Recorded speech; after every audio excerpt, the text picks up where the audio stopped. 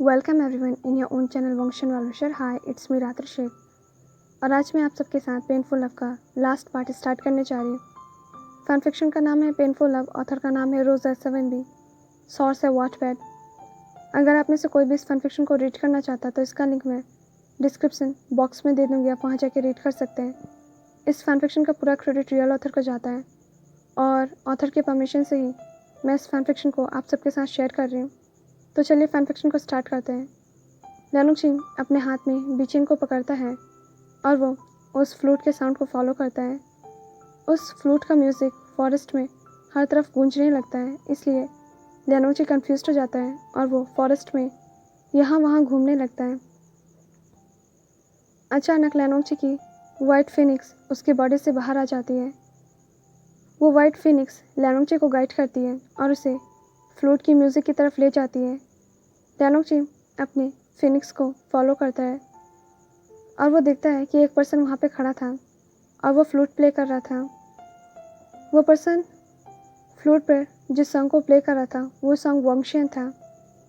उस पर्सन ने ब्लैक और रेड कलर के रोब्स को पहन रखा था, पर उस पर्सन की हाइट वंशियन की हाइट से कम थी। लियानुची के फिनिक्स लियानुची को उस पर्सन की तरफ ले जाती है जो कि फ्लूट प्ले कर रहा था। वो पर्सन फिनिक्स की तरफ देखने लगता है। लियानुची उस पर्सन का फेस नहीं देख पाता क्योंकि उस पर्सन ने अपने बैग को लियानुची की तरफ रखा हुआ था। लियानुची सोचता है क्या ये विंग है? ये वंशन प्ले कर रहा है। सिर्फ विंग और लैन सूजी ही इस म्यूज़िक को जानते हैं और सूजी जिंगशी में है, तो ये मेरा विंग है। लियानुची उस पर्सन के क्लोज जाता है और लियानुची की फिनिक्स उसके बॉडी में वापस चली जाती है। वो पर्सन टर्न होता है और लियानुची की तरफ देखने लगता है। लियानुची उस पर्सन को देखकर शॉक्ड हो जाता है और वो कहता है मोशन यू। लियानुची को सॉफ्ट स्माइल देता है और विंक करता है। लियानुची उसके और ज़्यादा क्लोज जाता है। मोशन यू एक बेटा है। लियानुची कहता है तुम मोशन यू नहीं हो, तुम विंग हो। सिर्फ विंग ही वंशन को प्ले कर सकता है और सिर्फ विंग ही इस म्यूज़िक को जानता है। ये कहकर लियानुची उसे हक कर लेता है। वो पर्सन कहता है हाँ लेंचा, मैं तुम्हारा विंग हूँ। लियानुची और वोविशियान दोनों की आंखें आंसुओं से भर जाती है और वो दोनों एक दूसरे को टाइटली हक करते हैं। लियानुची वोविशियान को फेस को देखता है और पूछता है तुम वापस कैसे आए? वोविशियान कहता है 2 महीने पहले मोशन यू ने अपनी बॉडी में यिलिंग पैट्रिया को समन किया था क्योंकि उसे मंग्या से अपना रिवेंज लेना था। मैंने उसका रिवेंज लिया और मैं यहाँ आ गया। लियानुची कहता है तो तुम 2 महीने पहले क्यों नहीं आए? वोविशियान कहता है लेंजा, मैं रिवेंज लेने की वजह से नहीं आ पाया। मेरा फर्स्ट ड्यूटी था रिवेंज लेना। लियानुची वोविशियान के फोरहेड पर किस करता है, फिर वो उसके चीक्स, ईयर्स, नोज, चिन और एंड में उसके लिप्स पर किस करता है। वोविशियान कहता है लेंजा, मैं तुमसे प्रॉमिस करता हूँ कि मैं तुम्हें कभी भी छोड़कर नहीं जाऊँगा। मैं हमेशा तुम्हारे साथ रहूँगा। लियानुची कहता है विंग, तुम वापस आ गए। वोविशियान कहता है हाँ लेंचा, और अब मैं कभी भी कहीं नहीं जाऊँगा। वो दोनों इमोशनल हो जाते हैं और एक दूसरे को टाइटली हक करते हैं। इसके बाद लियानुची वोविशियान को जिंगशी में ले जाता है। वोविशियान और सूजी दोनों मिलते हैं। पहले तो सूजी कन्फ्यूज हो जाता है, फिर वोविशियान सूजी को अपने सीक्रेट के बारे में बताता है कि वो कैसे वापस आया। सूजी शॉक्ड हो जाता है और वो समझ जाता है कि ये पर्सन जो उसके सामने खड़ा है ये उसकी मदर वोविशियान है। वोविशियान की आंखें आंसुओं से भर जाती है और वो सूजी को हक करता है। सूजी भी वोविशियान को हक करता है। वोविशियान लैन सूजी के फॉरहेड पे किस करता है।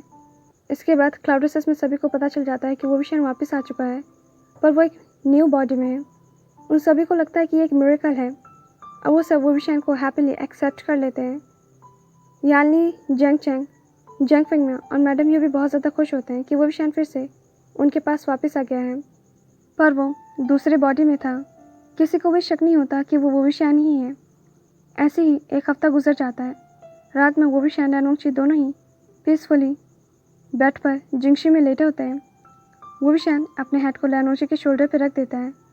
लियानुची वोविशियान के वेस्ट को पकड़ लेता है। वोविशियान कहता है लेंजा, लियांगची कहता है वुविशन अपने टमी पे अपना हाथ रखता है और कहता है लंचा हमारा अनबॉर्न बेबी। लियांगची वुविशन को देखता है और उसके फोरहेड पे किस करता है। वुविशन की आंखें आंसुओं से भर जाती है और वो आंसू भरी निगाहों से लियांगची की तरफ देखने लगता है। लियांगची वुविशन की आंखों से आंसू पोंछता है। लियांगची कहता है विंग और वो वुविशन को हक कर लेता है। वुविशन यूँ एक बेटा था, इसलिए वुविशन भी एक बेटा है क्योंकि वो उसके बॉडी में है और एक बेटा मेल किसी भी चाइल्ड को बर्थ नहीं दे सकता है। वो बिल्कुल एक नॉर्मल मेल की तरह ही होता है और एक अल्फ़ा किसी भी बीटा मेल या फीमेल को मार्क नहीं कर सकता है। अल्फ़ा सिर्फ ओमेगा को ही मार्क कर सकता है और बीटा मेल के पास ब्रेस्ट नहीं होता है। आई होप कि अब आप सब समझ के होंगे कि वुविशन एक बेटा है और वो बर्थ नहीं दे सकता है। वुविशन बहुत ज़्यादा अपसेट था, उसे उसके अनबॉर्न चाइल्ड की याद आ जाती है। लियांगची कहता है डोंट वरी विंग, मैं हमेशा तुमसे प्यार करूँगा, मैंने तुमसे प्यार किया है और मैं आगे भी करता रहूँगा, तुम मेरे विंग हो। इसके बाद वो दोनों एक दूसरे को किस करते हैं और वो दोनों एवरीडे मीन्स एवरीडे वाली सेक्सुअल एक्टिविटीज़ को स्टार्ट करते हैं।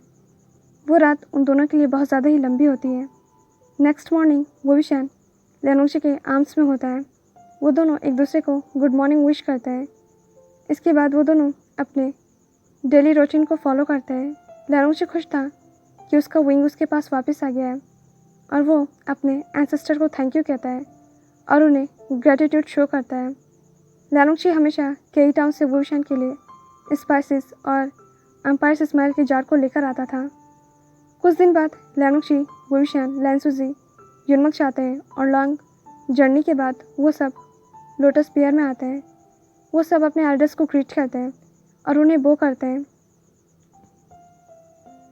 लैंसुजी और वुविशन बहुत ज़्यादा ही फन करते हैं और वो बहुत ज़्यादा इंजॉय करते हैं। वुविशन लियांगची को अपनी फेवरेट प्लेसेस दिखाता है और वो लियांगची को अपने चाइल्डहुड के बारे में बताता है कि जैंग चैंग और वुविशन वो दोनों ही चिकन को चुराते थे और वो दोनों ट्री पर चढ़ जाते थे। लियांगची वुविशन को सुन रहा था और वो वुविशन के साथ बहुत ज़्यादा इंजॉय कर रहा था।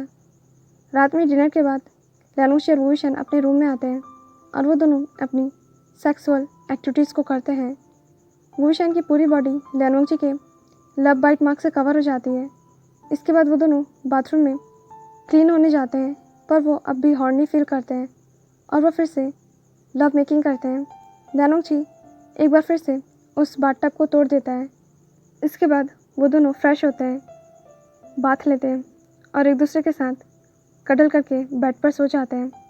लैंसुजी और जिनलिंग अब दोनों ही 20 साल के हो चुके थे। जब वो दोनों 20 साल के हुए तब जिनलिंग ने लैंसुजी से अपनी फीलिंग को कन्फेस किया था। पहले तो लैंसुजी हेजिटेट करता है, फिर वो फाइनली जिनलिंग को पसंद करने लगता है। लैंसुजी जिनलिंग के प्रपोजल को एक्सेप्ट कर लेता है। सिर्फ वुविशन और लियांगची ही थे जिन्हें जिनलिंग और लैंसुजी के रिलेशनशिप के बारे में पता था, पर उन दोनों ने ही जिनलिंग और लैंसुजी को लिमिट में रहने के लिए कहा था। शादी से पहले वो दोनों एक दूसरे के साथ फिज़िकल कांटेक्ट के लिए अलाउ नहीं थे और अब जिनलिंग 22 साल का हो चुका था। किसी तरह जिनलिंग अपने पेरेंट्स को अपने और लैंसुजी के रिलेशनशिप के बारे में बताता है, पर यह मिरेकल था कि उसके पेरेंट्स यानली और जिन जिशवन ने उसके रिलेशनशिप को एक्सेप्ट कर लिया था। यानली जिन जिशवन से पूछती है तो तुम शुजी से शादी कब करोगे?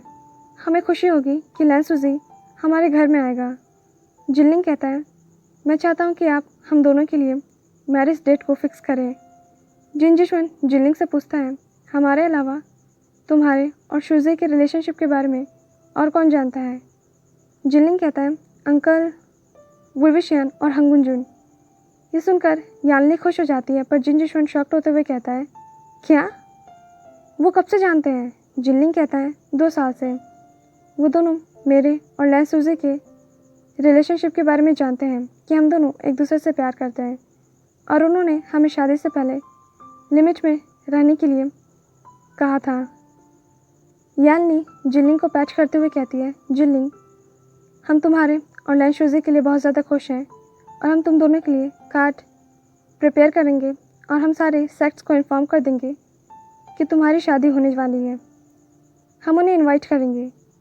जब जैंग चैंग को ये पता चलता है कि जिनलिंग लैन सूजी से शादी करने वाला है तो वो गुस्से में पर्सनली जिनलिंग से मिलने के लिए आता है। जैंग चैंग जिनलिंग को डांटते हुए कहता है, जिनलिंग ये क्या है, तुम लैन सूजी से शादी कर रहे हो, वो तुम्हारा ब्रदर है। जिनलिंग कहता है, पर अंकल, पर हम ब्लड रिलेटेड ब्रदर्स नहीं हैं, क्योंकि मेरी मदर और आप अंकल वोविशन के बायोलॉजिकल सिबलिंग्स नहीं हैं, तो मैं उससे शादी कर सकता हूँ। जैंग चैंग कहता है, क्या तुम श्योर हो कि तुम उससे शादी करना चाहते हो? जिनलिंग कहता है, हाँ अंकल, मैं सिर्फ शुजी से ही शादी करना चाहता हूँ।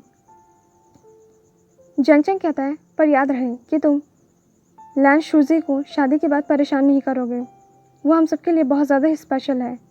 जिनलिंग नोट करता है। 1 महीने बाद लर्निंग जिनसेक्ट और क्लाउडिसिस दोनों ही बहुत ज़्यादा ही ब्यूटीफुल डेकोरेट किया जाता है। वोविशन वेनचिंग, वेननिंग, शाओशिंग चैंग, शुयांग और आचिंग को लैन सूजी और जिनलिंग के शादी में इनवाइट करता है। अब उन दोनों की शादी को बस 2 ही दिन बचे थे। जिनलिंग और लैन सूजी दोनों ही एक्साइटेड थे, पर उन दोनों को शादी से मिलना अलाउ नहीं था। ये एक रिचुअल था। रात में वोविशन और लैनोंगची दोनों ही अपने बेड पर लेटे होते हैं। वोविशन कहता है, लेंचा, हमारे शुजी की शादी होने वाली है। वो कितना जल्दी बड़ा हो गया ना, ऐसा लगता है जैसे कल की ही बात था, जब वो कितना छोटा था और वो मम्मा मम्मा कहते मुझे फॉलो किया करता था। मैं उसे बहुत ज़्यादा मिस करूँगा। वोविशन की आंखों से आंसू गिरने लगता है। लैनोंगची वोविशन के टीयर को लिक करता है और उसके दोनों आइज़ पर सॉफ्ट किसेस करता है। लैनोंगची कहता है, विंग, मैं भी हमारे सन को बहुत ज़्यादा मिस करूँगा। वोविशन और लैनोंगची दोनों इमोशनल हो जाते हैं। वो दोनों एक दूसरे को हग करते हैं। उन दोनों की आंखों में आंसू था, पर वो दोनों बहुत खुश थे कि 2 दिन बाद उनके सन की शादी होने वाली है, और वो भी उस पर्सन से जिससे वो प्यार करता है। पर वो दोनों इस बात से दुखी भी थे कि शुजी 2 दिन बाद क्लाउडिसिस को और वोविशन और लैनोंगची को छोड़कर चला जाएगा और उन दोनों को शुजी के बिना ही रहना होगा। ये मोमेंट उन दोनों के लिए बहुत ज़्यादा इमोशनल था। ऐसे ही 2 दिन गुजर जाते हैं और क्लाउडिसिस में आज लैन सूजी की जिनलिंग के साथ शादी थी। वोविशन कॉर्नर में खड़ा होकर रो रहा था। लैनोंगची उसे देखता है और उसे सपोर्ट करता है। लैनोंगची भी इमोशनल हो जाता है, पर उसे स्ट्रांग बनना होगा, क्योंकि वो जानता है कि अभी वोविशन बहुत ज़्यादा ही वीक है और बहुत ज़्यादा इमोशनल है। वेनचिंग और शाओशिंग चैंग वेडिंग के लिए शुजी को ड्रेसिंग में हेल्प करते हैं। सूजी ने रेड सिल्क की रोब्स को पहन रखा था जिसमें गोल्डन एम्ब्रॉयडरीज थी। वोविशन और लैनोंगची शादी से पहले लैन शुजी से मिलने के लिए आते हैं। सूजी वोविशन और लैनोंगची से पूछता है, ममा, फादर, मैं कैसा दिख रहा हूँ? वोविशन सॉफ्ट स्माइल देते हुए कहता है, ब्यूटीफुल। लैनोंगची कहता है, तुम ब्यूटीफुल लग रहे हो। वोविशन और लैन सूजी खुद को कंट्रोल नहीं कर पाते और वो दोनों रोने लगते हैं। आफ्टर ऑल आज उसकी शादी है और वो अपने बिलव पेरेंट को छोड़कर जाने वाला है। वोविशन और सूजी एक दूसरे को हक करते हैं। लैनोंगची भी उन दोनों को देख के इमोशनल हो जाता है और वो भी वोविशन और सूजी को हक करता है। वहीं दूसरी तरफ जिनलिंग मेन हॉल में खड़ा था।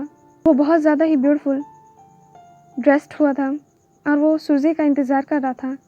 इसके बाद लैनोंगची और वोविशन दोनों सूजी के हाथ को पकड़ते हुए मेन हॉल में आते हैं। सूजी ने हैवी रेड वेल को पहन रखा था। लैनोंगची सूजी के हाथ को जिनलिंग के हाथ में दे देता है और ऐसे ही रिचुअल स्टार्ट होता है।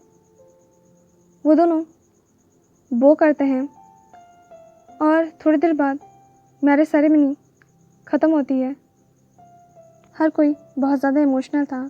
थोड़ी देर बाद सूजी के जाने का वक्त होता है। लास्ट टाइम सूजी अपने पेरेंट लैनोंगची और वोविशन, अपने अंकल लैंसिचन और नेहोसेंग, ब्रदर जिंगी और ग्रैंडफादर लैंचरन को गुड बाय कहता है। जिनलिंग भी सभी को गुड बाय कहता है। वोविशन जिनलिंग से कहता है, जिनलिंग, हमेशा मेरे सन का ध्यान रखना। आज से वो तुम्हारी रिस्पॉन्सिबिलिटी है। हमेशा बुरे हालातों में उसका साथ देना, उसे सपोर्ट करना, उसे कभी हर्ट मत करना। जिनलिंग कहता है, मैं आपसे प्रॉमिस करता हूँ अंकल वुई कि मैं हमेशा सूजी का ध्यान रखूँगा और मैं हमेशा उसे सपोर्ट करूँगा। लैनोंगची कहता है, जिनलिंग, अब से सीजुई तुम्हारी रिस्पॉन्सिबिलिटी है, उससे हमेशा प्यार करना जिनलिंग कहता है ठीक है हांग गुंजुन, मैं हमेशा सूजी से प्यार करूँगा। इसके बाद जिनलिंग और सूजी दोनों ही लैनिंग जिन सेक्ट में आते हैं। बाकी के जिन मेंबर्स भी लैनिंग जिन सेक्ट में आते हैं। सूजी के जाते ही पूरा क्लाउड रेसेस वीरान सा लगने लगता है। वुविशन लैनोंगची को हक करता है। वो दोनों ही रो रहे थे। आफ्टर ऑल उन दोनों के बिलव्ड सन की शादी थी और वो ख़त्म हो चुकी है और उनका सन उन दोनों को छोड़ के जा चुका है। लैनोंगची वुविशन के बैग को सहलाता है। वहीं दूसरी तरफ लैनिंग जिन सेक्ट में ग्रेट सेलिब्रेशन हो रहा था और सब बहुत ज़्यादा इंजॉय कर रहे थे। सेलिब्रेशन के बाद सब डिनर करते हैं। इसके बाद सूजी को वेडिंग रूम में लाया जाता है और वो बेड पर जाकर बैठ जाता है। यानली थोड़ी देर बाद उस रूम में आती है। यानली सूजी से पूछती है, सूजी क्या तुम ठीक हो? सूजी नोट करता है। यानली पूछती है, क्या तुम नर्वस हो? सूजी कहता है, हाँ थोड़ा सा। यानली कहती है, सूजी मैं तुमसे मैरिड लाइफ से रिलेटेड कुछ बातें करना चाहती हूँ। सूजी नोट करता है। यानली सूजी को बताती है कि लव मेकिंग कैसे किया जाता है और एक मैरिड लाइफ में हस्बैंड वाइफ को कैसे एक दूसरे के साथ रहना चाहिए और हैप्पीनेस को ढूंढना चाहिए और हर एक मोमेंट को एक दूसरे के साथ शेयर करना चाहिए। इसके बाद यानली उस रूम से चली जाती है। थोड़ी देर बाद जिनलिंग रूम के अंदर आता है और वो डोर को अंदर से लॉक कर देता है। जिनलिंग सूजी के पास आता है। सूजी नर्वस फील करता है। सूजी अपने रोप्स को टाइटली पकड़ लेता है। जिनलिंग बेड पर बैठ जाता है और जेंटली सूजी के रेड वेल को रिमूव करता है। सूजी और जिनलिंग दोनों एक दूसरे को देखने लगते हैं। सूजी शाय फील करने लगता है और वो दूसरे साइड में देखने लगता है, पर जिनलिंग सूजी के चिन को पकड़ता है और उसके फेस को अपनी तरफ करता है। जिनलिंग सूजी की लिप्स पर सॉफ्ट किस करता है। इसके बाद वो दोनों डीप और पैशनेट किस करते हैं। थोड़ी देर बाद जिनलिंग किस को ब्रेक करता है और खड़ा होता है। जिनलिंग अपने रोप्स को रिमूव करता है और अब बस वो सूजी के सामने इनर रोप्स में खड़ा था। सूजी ब्रश कर रहा था और वो जिनलिंग से आई कांटेक्ट अवॉइड करता है। इसके बाद जिनलिंग सूजी की ज्वेलरी, हेयर पिन और रोप्स को निकाल देता है और वो दोनों एक दूसरे को किस करने लगते हैं और फिर वो लव मेकिंग करते हैं। सूजी प्लेजर की वजह से मोन कर रहा था। वो रात उन दोनों के लिए बहुत ज़्यादा लंबी होती है।